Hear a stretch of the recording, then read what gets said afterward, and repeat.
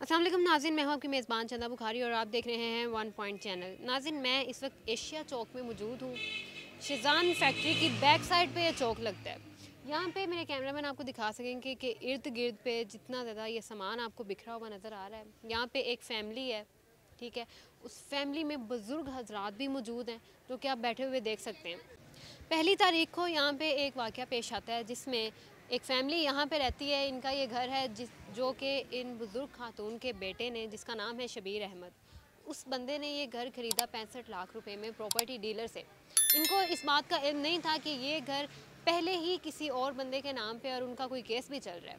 अब यहाँ पे पहली तारीख को होता ये है, सारी सिचुएशन यहाँ पे ये होती है कि वो लोग, इनका केस चल रहा था 40 साल से, वो लोग अपना केस जीत जाते हैं और यहाँ पे आते हैं और उनको नहीं पता होता कि इन्होंने ये घर इस तरह से ख़रीदा है। अगर ख़रीदा भी होता है तो इसमें ज़्यादातर गलती जो है वो प्रॉपर्टी डीलर की होती है, जिन्होंने गलत बयानी करके इनको ये घर दिया 65 लाख रुपए में।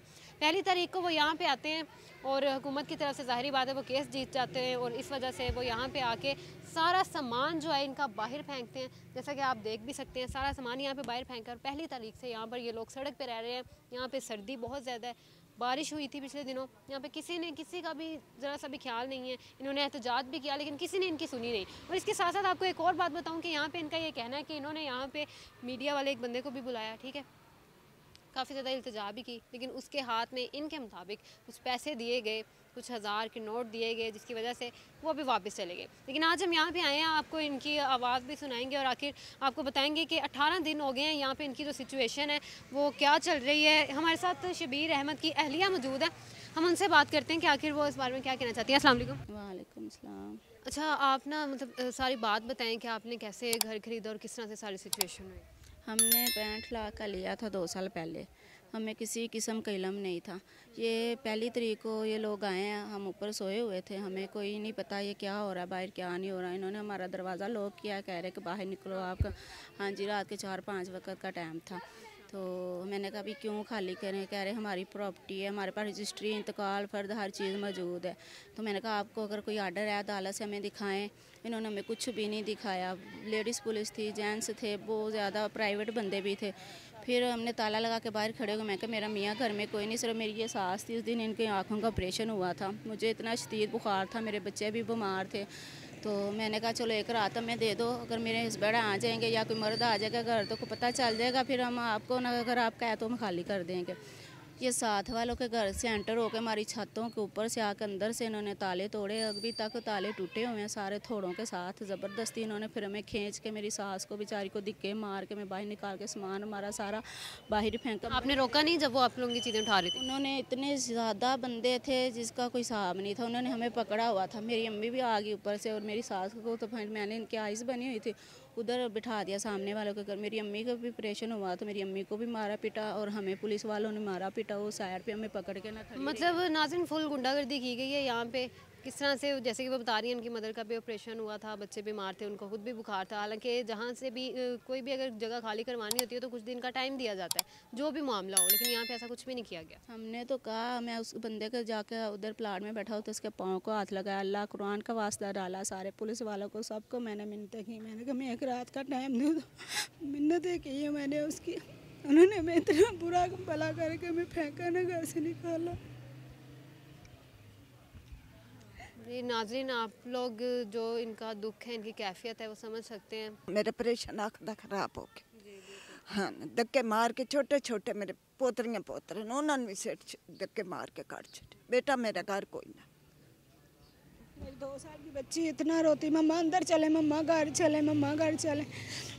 रूढ़ी के ऊपर कचरा इतना फेंक के जाते हैं सारे बच्चे। इधर बारिश भी हुई, इधर बच्चों को लेके बैठी, बच्चों को इतने झटकों से बुखार हुआ ना, सारा बच्चों ने फ्री दवाइयाँ डॉक्टर ने दी इनको। अच्छा, मुझे ये बताएं कि आप लोगों ने ये घर 2 साल पहले ख़रीदा, तो प्रॉपर्टी डीलर से आपने ख़रीदा, तो उसने उस वक्त जो उसकी सारी सिचुएशन थी उसको भी इल्म नहीं था, या वो बंदे से आपने ये सारी सिचुएशन होने के बाद, सारा मामला होने के बाद कांटेक्ट किया? उससे हमने किया कांटेक्ट, हमें नहीं पता उसको इलम है था कि नहीं था, लेकिन मेरे जानने में आया कि वो लोग कह रहे कि उसको इलम था, उसने जानबूझ के आपके साथ ऐसा किया। तो उस बंदे को आपने पकड़ा, बात की उससे? उससे बातचीत कर रहे हैं, लेकिन वो कह रहा है कि मैंने क्लियर आपको दिया था, मेरा इसमें कोई नहीं है, फिर आपको मैंने क्लियर दिया था। मतलब में जाएँ, कचहरियों में जाएँ, वकील करें, ये करें, मगर हम गरीब बंदे हैं, हम अपनी मेहनत करें, बच्चों को पालें या अपना अदालतों में जाएँ, धक्के खाएँ, क्या करें। अभी तक 26 लाख हम कर्ज़ई हैं इस मकान की खातिर। जो ज़िंदगी की सारी पाई पूंजी थी हमने सारी इसके ऊपर लगा दी, लेकिन हमें अब कुछ भी नहीं हासिल हो रहा, ना उधर से हो रहा, ना इधर से हो रहा, किसी किस्म का नहीं कुछ भी मिल रहा। मुझे बताएं कि जब ये आपका ये सारा मामला हो जाता है तो आप लोग पुलिस के पास जाते हैं अगले दिन, क्योंकि रात को ये सारा कुछ होता है, पुलिस के पास जाते हैं या मीडिया वगैरह कोई एहतजाज इस तरह से कुछ किया आपने? हमने उसी वक्त ये शहजान की ना सड़क बंद कर दी थी, ब्लॉक कर दी थी, हड़ताल की हुई थी। फिर मीडिया को भी फ़ोन किया, पुलिस वालों को भी फ़ोन किया, कोई बंदा नहीं, सारे उसके साथ इधर आके बैठे हुए थे। तो किसके साथ? वो जब जगह खाली करवा रहा था SHO, SP, DSP सारे लोग उसके साथ बैठे हुए थे। फिर अगले दिन हम अदालत गए हैं जज के पास, कोई हमें नहीं रास्ता नज़र आया, कोई हल नहीं निकला हमारा। मीडिया वाला कोई बंदा आया, कैमरामैन या इस तरह से कुछ? मीडिया वाला एक बंदा आया था, तो उसने थोड़ी सी बातचीत की, बाद में उसने उनसे पैसे उन्होंने दे दिए, वो भी चला गया। हम कलपते रहे, उसको बुलाते रहे, भी आओ हमारी बात सुनो, हमारी आवाज़ पहुँचाओ, उसने कोई बात नहीं सुनी, वो चला गया फिर। मतलब नाज़रीन, ये है शर्म की बात, ये वाकई डूब मरने का मुकाम है। स्पेशली अगर तो वो बंदा मीडिया वाला था ना जिसने पैसे लेके इस तरह से किया है, तो फिर तो वाकई उसके लिए डूब मरने का मुकाम है। अच्छा, मुझे आप ये बताएं कि यहाँ पे 18 दिन हो गए हैं आप लोगों को यहाँ पे, कोई किसी बंदे ने, कोई सियासी बंदा या कोई हुकूमत का बंदा, कोई भी पुलिस इंतज़ामिया, किसी ने आपसे कोई रब्ता किया? कोई कुछ भी नहीं, कोई भी नहीं आया, किसी किस्म का रब्ता नहीं किया। सारी दुनिया को पता है ये ऐसे बैठे हुए हैं, इनको ऐसे सारे मोहल्ले को भी पता है, सब लोगों को पता, कोई भी नहीं, ना मोहल्ले से, ना कोई बाहर से, या ना कोई कानूनी हुकूमत, कोई किसी किस्म का नहीं आया बंदा। हमें 18 दिन हो गए, हम धक्के खा रहे हैं, कभी कहीं जाओ, कभी कहीं जाओ। मियाँ मेरा बेचारे को, उसको डेंगू हुआ, वो हॉस्पिटल चला गया, उसी वक्त उसको पता चला जब हमारा घर खाली कर रहे, उसको अटैक आ गया था। फिर ये मेरे भाई हैं, ये हॉस्पिटल ले गए थे उसको, तो उस मेरे मियाँ को भी परसों छुट्टी हुई है अब हॉस्पिटल से। हमारे वो भी पास हैं, सारी रिपोर्टें रजिस्ट्री, इंतकाल, फर्द, हर चीज़ हमारे पास मौजूद है इस घर की। हमने तो ये भी कहा चलो ठीक है, आप लोगों की प्रॉपर्टी है, अगर आप कह रहे हो, हमें अभी तक उन्होंने कोई प्रूफ नहीं दिखाया, हम मान लेते हैं, चलो हमें फिर कुछ ना कुछ मलबे का दे दो, हम जाकर बैठ जाएं कहीं, अपना गिरवी ले लें, छोटे छोटे बच्चे हम कहाँ लेके जाएं। तो मतलब ज़रा सी भी कोई हेल्प नहीं आप लोगों की गई, कोई भी इस तरह से सीन नहीं किया गया? नहीं, कुछ भी नहीं, किसी किस्म का कहीं से भी नहीं हेल्प, ना हुकूमत से, ना कोई इन लोगों से, ना वो जिससे हमने ख़रीदा था, किसी की तरफ से नहीं।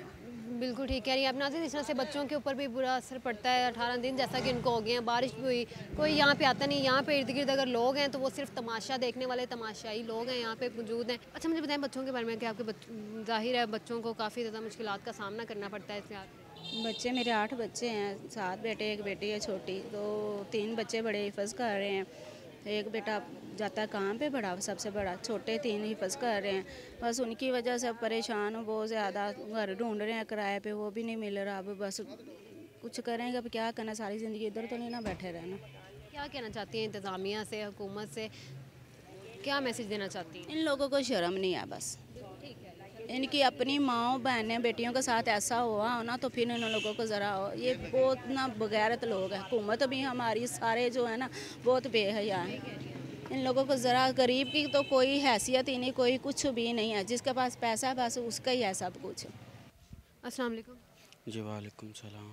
सर, सबसे पहले तो आप लोगों का जो है दुख है ना, ये काफ़ी ज़्यादा बड़ा है, अल्फाज ही नहीं है बल्कि हमारे पास। तो 18 दिन हो चुके हैं आप लोगों को, किसी तरह से आप लोग रोड पे मौजूद हैं, लोग जो हैं वो तमाशाई हैं, कोई सियासत का बंदा आप लोगों के पास नहीं आया, क्या कहना चाहते हैं? हम यही कहना चाहते हैं हुकूमत से हमारे साथ इंसाफ किया जाए। हमने 70 लाख का घर लिया था, हमें ज़बरदस्ती घर से बाहर निकाल दिया गया।